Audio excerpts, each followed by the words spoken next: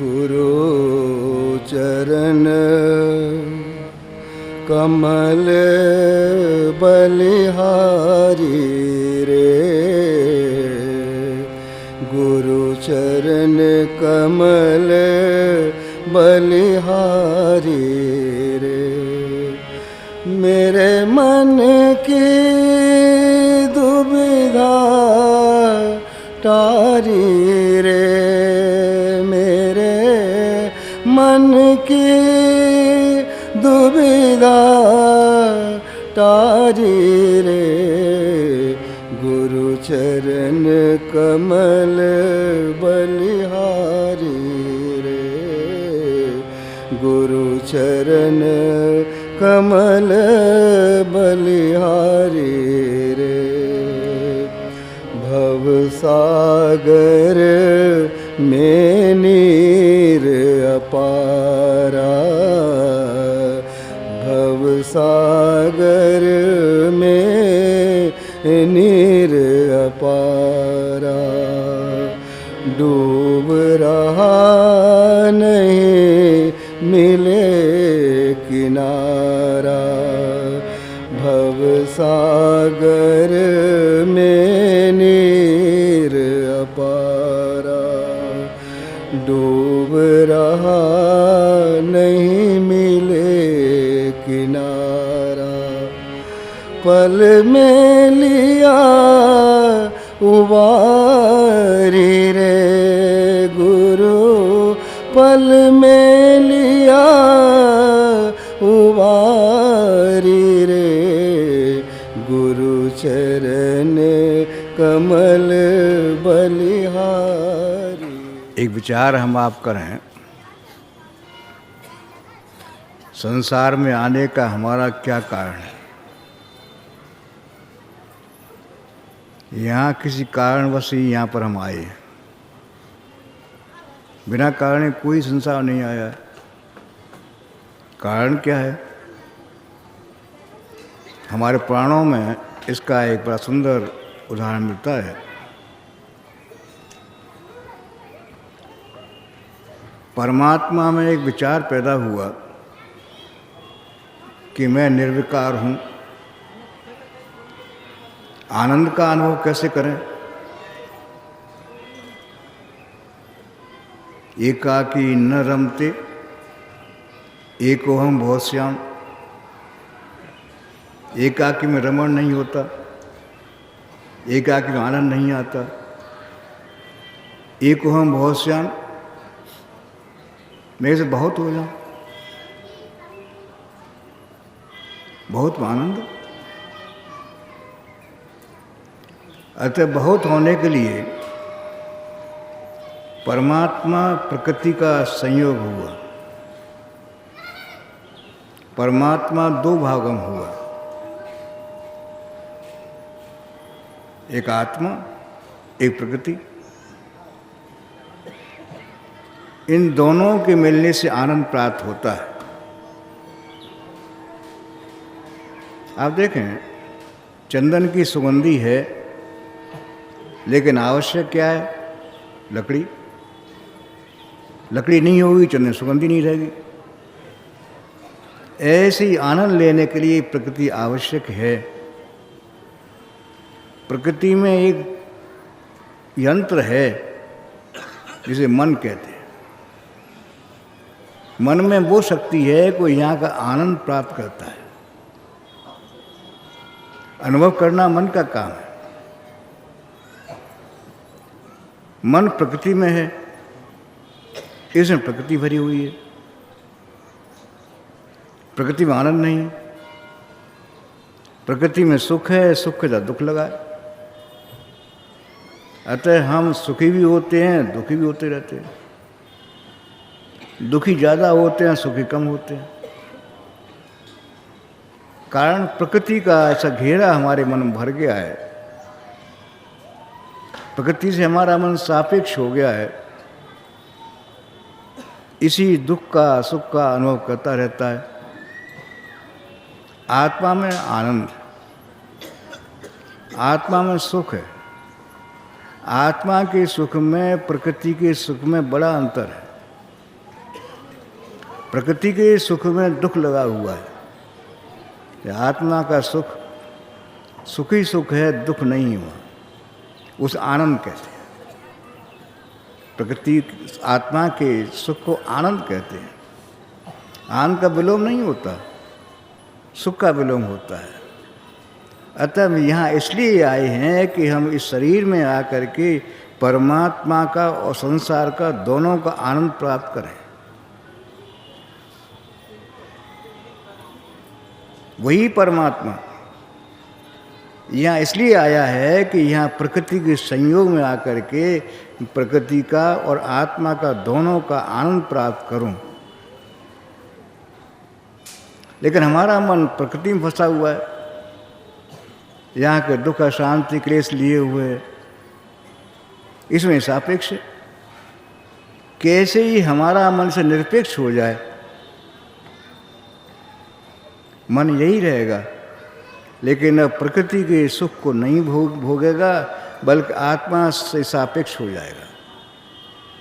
आत्मा सापेक्ष हो जाएगा तो प्रकृति में भी रहेगा और आत्मा में भी रहेगा। प्रकृति का आनंद भी लेगा और आत्मा का आनंद लेगा। दोनों आनंद को भोगेगा। दुख नहीं होगा, अशांति नहीं होगी, क्लेश नहीं होगा, बल्कि उस सुख में शांति होगी। दुख साथ नहीं होगा, बल्कि सदैव आनंद की अवस्था होगी। और आपके चेहरे से हर समय वही आनंद झलकता रहेगा। आपके चेहरे पर हर समय वो शांति झलकती रहेगी। यदि हमने अपने मन को परमात्मा सापेक्ष कर दिया तो हमारे चेहरे पर पूर्ण शांति, पूर्ण आनंद हमेशा ही बना रहेगा। आपने सुना होगा, सिख इतिहास में ऐसा हुआ। सिख इतिहास में मुगलों ने इन जो उनके पीर थे, सिखों के गुरु थे, बहुत यातनाएं दी। गरम तवे बिठा दिया, गरम राख डाल रहे हैं, रेत डाल रहे हैं, गरम तेल डाल रहे हैं, लेकिन बड़े सहज बैठे हैं। उन्हें आश्चर्यता पूछते हैं कि अरे भाई, हम तुम इतना तंग कर रहे हैं लेकिन तुम बड़े सहज बैठे हो। उन्होंने कहा कि भाई, मेरे शरीर को तुम दुख दे रहे हो, मैं आत्मा में बैठा हूँ। वहाँ तुम्हारे दुखों की पहुँच नहीं है। तुम्हारे दुखों की पहुँच केवल शरीर तक है, आत्मा में तुम्हारे दुख की पहुँच नहीं है। आत्मा में बैठा हूँ, शरीर जरूर मेरा प्रकृति का है, लेकिन मैं आत्मा में बैठा हूँ, वहाँ इन दुखों की पहुँच नहीं होती। ऐसे यदि हम भी उस अवस्था में चले जाएं, संसार के दुखों का, संसार की अशांति का, ये मैं मेरा तू तेरे का, ये सारे विवाद समाप्त हो जाएंगे, जीवन में शांति भर जाएगी। यहाँ आने का कारण यही है, मेरा मन प्रकृति में नहीं रमण करे, बल्कि मेरा मन आत्मा में रमण करे। प्रकृति में रहूँगा, लेकिन मन आत्मा में बैठा होगा, आत्मा का आनंद अनुभव करता रहेगा, आत्मा की शांति अनुभव करता रहेगा, आत्मा ज्ञान अनुभव करता रहेगा। लेकिन आसान काम नहीं है। जो मन यहाँ जन्मों से रमा हुआ है, उसे मोड़ के ईंटों से लगाना आसान काम नहीं है। ये तो इसी में लिप्त है। कितना भी कुछ करें, कितना भी कुछ करें, लेकिन रहता इसी में है। निरपेक्ष हो जाए, जैसे आप अनुभव करते हैं, आप सभी अनुभव करते हैं, चाहे साधक हैं चाहे नहीं हैं। रात्रि में गए, नींद में जाते हैं, मन आपका निरपेक्ष हो गया, प्रकृति में नहीं है, वो निरपेक्ष है। अतः नींद का आनंद लेते हैं, दुख नहीं मालूम पड़ता, सुख नहीं मालूम पड़ता, एक अजीब आनंद, नींद की आनंद चले जाते हैं। ऐसे ही मेरा मन कैसे ही परमात्मा सापेक्ष हो जाए, शरीर यही रहेगा, मन यही रहेगा, सब कुछ यही रहेगा, लेकिन मेरा मन आत्मा सापेक्ष हो जाएगा तो वहाँ आनंद अनुभव कराना है। यहाँ की अशांति क्लेश नहीं रहेगी। हो कैसे? इसका उपाय संतों ने ढूंढा। गीता में भगवान कृष्ण जैसा आप सुनते हैं, पढ़ते हैं, उन्होंने कहा भाई एक ही उपाय है, तुम्हारे जो मोह है इसका निवारण कैसे हो, तो हमारा मन जो प्रकृति में लगा हुआ उसका निवारण कैसे हो, ये निरपेक्ष कैसे हो? वो कहते हैं भाई एक काम कर, मन मना भव मद भक्तो मद्याजी माम नमस्करू। तू अपने मन को मुझसे लगा दे, मुझसे जुड़ जा, मेरा भक्त हो जा, जुड़ जा मुझसे। जहाँ जुड़ जाएगा, यहाँ से निरपेक्ष हो जाएगा, सापेक्ष हो जाएगा मुझसे, और वो आनंद जो मेरा आनंद तू भोगने लगेगा। प्रकृति में रहूँगा, लेकिन प्रकृति का मन जो है मुझे परमात्मा आनंद यहाँ प्रकृति में देगा। शांति होगी, आनंद होगा, सारी चीज़ें मुझे प्राप्त हो जाएंगी। इसलिए हम संसार में आए हैं, उस परमात्मा का, प्रकृति का, दोनों का आनंद लेने के संसार में आए, जो दुर्लभ है। लेकिन कैसे प्राप्त करें? जैसे मैंने कहा, भगवान कृष्ण ने कहा कि मन मना भव मद भक्तो मद्याजी नाम नमस्करू। मैं पतंजलि ने कहा वीत राग विषम चित्तम। पतंजलि ने कहा कैसा करो, वीत राग पुरुष को अपने हृदय में बिठा लो। किसी ऐसे महापुरुष को, संत को, गुरु को अपने हृदय में बिठा लो। जहाँ गुरु आपके हृदय में बैठ जाएंगे, वहीं आपका मन उस गुरु से सापेक्ष हो जाएगा, प्रकृति निरपेक्ष हो जाएगा। वही चीज़ हमारे गुरुमाँ ने दी कि भाई कैसे हम निरपेक्ष हों। साधना बहुत करते हैं, जाप बहुत किए, दान बहुत किए, लेकिन कोई फर्क पड़ा नहीं। हमारा व्यवहार वही रहा, दुख वही रहे, अशांति वही रही, इसमें कोई फर्क नहीं पड़ा, क्योंकि मन तो संसार में लगा रहा। इधर से निरपेक्ष हो जाए तो आप उसका अनुभव करेंगे, इस शरीर में ही आप अनुभव करेंगे, हाँ शांति है, आनंद है। वो हमारे गुरु महाराज ने कहा कि भाई मन का लगाना तुम्हारे बस की बात नहीं। भाई सरलतम चीज़ थी कि भाई मन लगाना तुम्हारी बस की बात नहीं, ये मेरा काम। तुम्हें वो सामर्थ्य नहीं है कि अपने मन को मोड़ सको।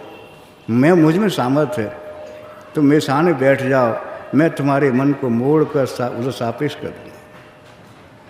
ये सरलतम चीज़ थी कि भाई साधना हमने आपने की है, इसका ध्येय केवल यही है कि मेरा मन संसार से निरपेक्ष हो जाए, आत्मा जुड़ जाए। गुरु यही करता है, हमारे मन के तारों को जो अब तक पकड़े जुड़े हुए थे निकाल कर आत्मा जोड़ देता है। आत्मा जुड़ गए तो इस संसार में सुख है, शांति है, सब कुछ है। संसार दुख में कहते हैं, दुखी दुख है यहाँ पर, लेकिन जहाँ मेरा मन वहाँ लग गया तो दुख आसपास भी नहीं, कहीं नहीं होता।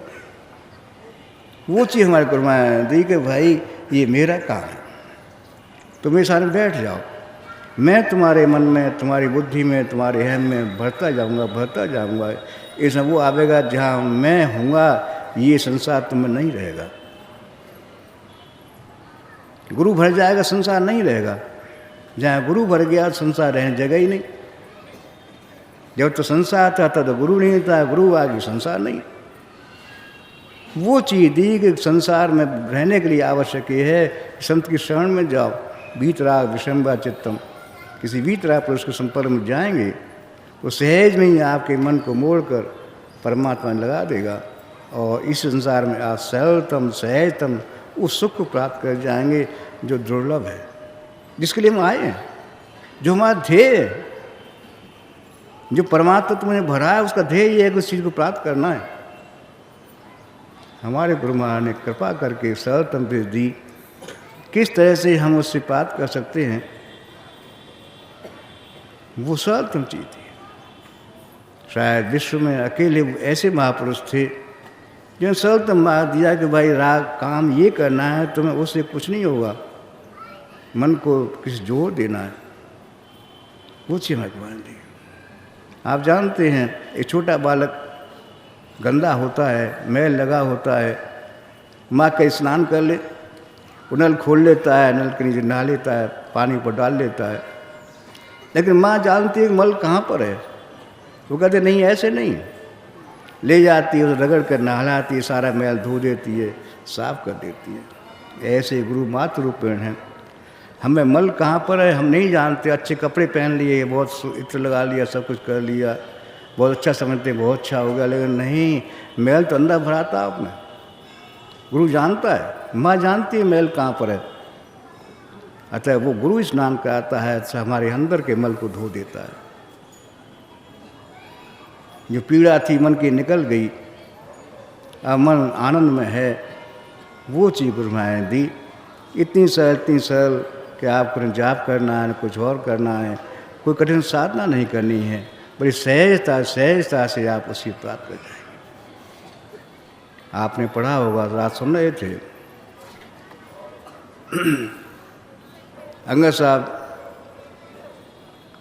नानक साहब के संपर्क में आए, बड़ी साधना करते थे, कठिन साधना करते थे। नानक जी ने कहा, अरे भाई तू तो मेरे अंग से जाया है, तू इतना कठिन साधना क्यों करता है? तू लेना मैं देना, तू लेना है मुझे देना है, तू इतना क्यों करता है? वही सहजता उठाकर वहाँ पहुँचाया, 6 किलोमीटर नहीं पहुँच पाते वहाँ पहुँचा दिया।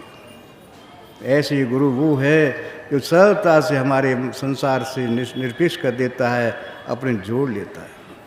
करना क्या पड़ा? केवल पास बैठ गए, सामने बैठ गए, इस साथ बैठने से ही धीरे करते करते बातें करते संसार सारे काम करते करते हमारा मन निरपेक्ष होते होते वहाँ जुड़ गया जहाँ हमारी पहुँच नहीं थी। केवल गुरु ने कृपा कर दी। ऐसी कृपा करने वाले महापुरुष किस लोग से आए थे, क्या थे, मालूम नहीं पड़ता। गुरु पे पर्दा पड़ा होता है, एक पर्दा होता है, उस पर्दे के पीछे क्या है हम नहीं देख पाते। हम देखते हैं मनुष्य हैं, जैसे हम हैं तैसे ये हैं, लेकिन गुरु धीरे धीरे हमारी दृष्टि खोलता है, अपना पर्दा हटाता है, हमारी दृष्टि खोल देता है। हम देखते अरे नहीं ये तो, अरे पर्दा हटा दिया, देखा अरे पूर्ण परमात्मा है। गुरु वो है, पूर्ण परमात्मा है, लेकिन एक पर्दा हमारे लिए पर्दा डाल के आया है। पर्दा हटाता जाता है, हमारी दृष्टि खोलता जाता है। जब पर्दा हटा देता है हम देखते अरे मैं कहाँ भूल रहा, तो पूर्ण परमात्मा ही, गुरु पूर्ण परमात्मा है। और संसार में श्रेय यही है, जीवन का ध्येय यही है, संत की प्राप्ति हो जाए। संत की प्राप्ति करने के बाद हमारा कोई और दूसरा काम नहीं रह जाता। बड़े भाग पाइए सत्संगा, विनय प्रयास भवंगा। संत प्राप्त करने के बाद कोई हमारा प्रयास नहीं रहता, सारा काम संत का होता है। एक गंदा नाला बह रहा था, बड़ा गंदा पानी था, बदबू आ रही थी, लेकिन जुड़ गया किसी नदी से। नदी जुड़ने के बाद नदी ने उसे घृणा नहीं की, बल्कि अपने जोड़ लिया, उसके सारे अवगुणों को धो दिया, गंदगी धो दी, और उसने बहाया, और बहाते बहाते वही नाले का पानी महासागर तक पहुंच गया। कारण संगति होगी इस नाले से, नदी से, नदी की संगति से सारे विकार भी निकल गए और महासागर प्राप्त कर गए। ऐसे गुरु धारा है, गुरु गंगा है। हम में आप में बहुत सी गंदगी भरी है, बहुत सी गंदगी भरी है, कैसे उसे जुड़ जाए। कोटिन पाप कटें एक पल में, जो गुरु कृपा करें। गुरु की महिमा हर सम भारी, वेद पुराण कहें पुकारी। ब्रह्मा व्यास करें एक पल में, जो गुरु कृपा करें। एक दृष्टि में कहाँ से कहाँ पहुँचा देते हैं, शायद हमने आपने सोचा भी नहीं होगा। कहाँ बिठा देते हैं, शायद हमने ख्याल भी नहीं किया होगा, सपने में नहीं सोचा होगा। ऐसा भी हो सकता है। केवल कृपा मात्र है, संत की प्राप्ति हो जाए। यह फल साधन ते नहीं हुई, तुम्हारी कृपा पाओगे। ये साधना का फल नहीं है कि मेरा मन निरपेक्ष हो संसार से, साधना से नहीं होगा, गुरु कृपा से। गुरु कृपा करता है, उठाकर मैं जोड़ देता है, जो ध्येय प्राप्त कर जाता हूँ। ऐसे महापुरुष का अवतरण हुआ, जिनकी याद में हम वहाँ बैठे हैं। हम अपने को देखें, कितनी गंदगी लिए बैठे हैं, लेकिन इसमें भी शांति है। गंदगी मेरी मन की से है, सापेक्षता से है, लेकिन शांति देने वाले मेरे गुरु का हाथ मेरे ऊपर रखा है। और वास्तव में भगवान राम कहते हैं, कवच भीर विप्र गुरु पूजा। गुरु धारण कर लेना, जैसे कवच धारण कर लेते हैं योद्धा युद्ध में, ऐसे कवच है और जो कवच पहन लेंगे संसार का कोई भी अस्त्र आप पर काम नहीं कर पाएगा। कवच अभेद विप्र गुरु पूजा, अभेद कवच है, ये धारण कर लिया है। और इतिहास है, हमने देखा है कि इतिहास देखा है कैसे कैसे लोग थे, क्या कर रहे थे, कहाँ जा रहे थे, लेकिन कि संत की कृपा हो गई, संत हो गए। अंगुली मारना काटना यही था, लेकिन भगवान बुद्ध की निगाह पड़ गई। ये निगाह में ही वो कितना दुर्दान दस्यु महात्मा हो गया, सारे पाप कटे उसके। ऐसे आवश्यक यही है, प्रार्थना यही है। हमें तो अवगुणी अवगुण हैं, आपकी कृपा की आकांक्षा है, आप हम पर सब पर कृपा कर दें। ये नैवेद्य हमारी आपकी सबकी श्रद्धा का प्रतीक है। प्रार्थना यही है, नैवेद्य के साथ हमें भी स्वीकार करें और सब पर कृपा कर दें। जितने भी लोग यहाँ भाई यहाँ आए हैं, सबकी झोली भर जाए, सब पर कृपा हो जाए। आप कृपा करने वाले हैं, सब पर दया करें, ये नैवेद्य स्वीकार करें, सब पर दया करें।